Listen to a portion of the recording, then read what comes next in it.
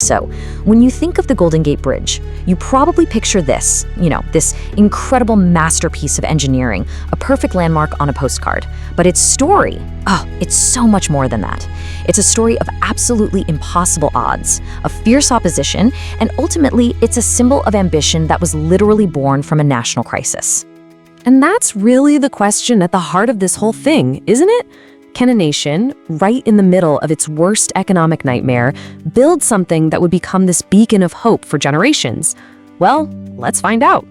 Okay, so our story kicks off in the early 20th century. San Francisco is blowing up, it's booming, but it has this one massive problem.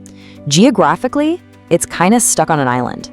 See, before the bridge, if you wanted to get to the counties just north of the city, you had to take a ferry, and this created a huge bottleneck.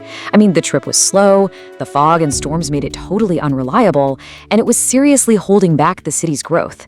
A bridge wasn't just a nice to have, it was absolutely critical. Yeah, but there was a huge reason nobody had built one there yet. We're talking about one of the most treacherous bodies of water on the planet. The strait was famous for these ferocious currents, gale force winds, super deep water. Oh, and on top of all that, the constant threat of earthquakes and fog so thick you couldn't see your hand in front of your face.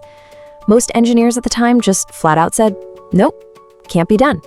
But you know how these stories go. It always takes that one person who's just stubborn enough to look at the word impossible and see it as a challenge.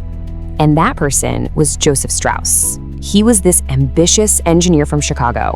And back in 1921, he made this incredibly bold claim. He could bridge the unbridgeable.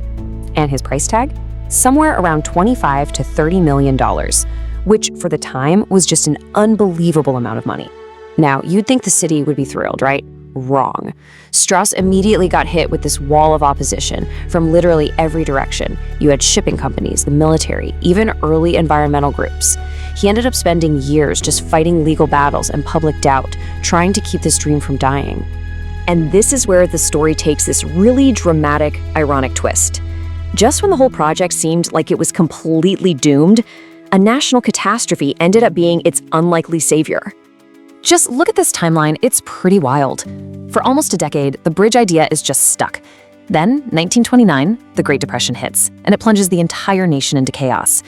And yet somehow, just 1 year later, the project gets the green light. This number right here, it really tells you how desperate the times were. Officials approved a massive $35 million bond to pay for the bridge. I mean, really let that sink in. While banks were failing and people were losing absolutely everything, the city committed to one of the most expensive public works projects ever even imagined. The Great Depression completely changed the conversation. Suddenly, this wasn't just about connecting two pieces of land anymore. It was about creating thousands of desperately needed jobs. The bridge became this powerful, tangible symbol that America could still build big, dream big, and pull itself out of any hardship. So, with the money finally secured, construction kicked off on January 5th, 1933.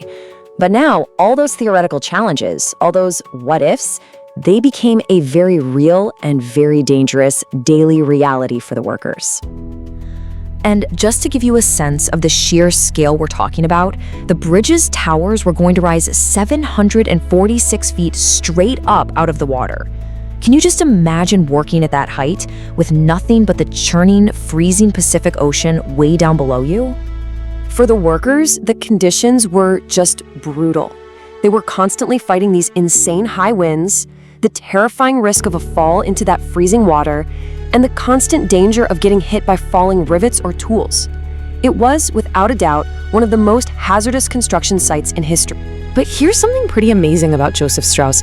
He was also an innovator when it came to safety. He insisted on putting this massive safety net below the bridge during construction. And that net, it saved the lives of 19 men who fell.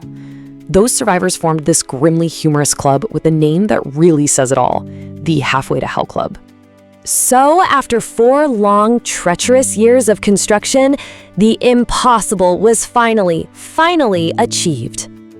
The bridge was finished in April of 1937, and on its opening day, just for pedestrians, a staggering 200,000 people showed up to walk across this marvel they had all watched rise from the sea. Then, the next day, it opened to cars, and a whole new era for San Francisco really began. And make no mistake, this wasn't just a big deal for San Francisco. It was a global achievement. At 4,200 feet long, the Golden Gate Bridge became the longest suspension bridge in the entire world, a title it would hold for 27 years. It was, quite literally, the peak of engineering at the time. So the next time you see the bridge, just remember you're not only looking at steel and cable.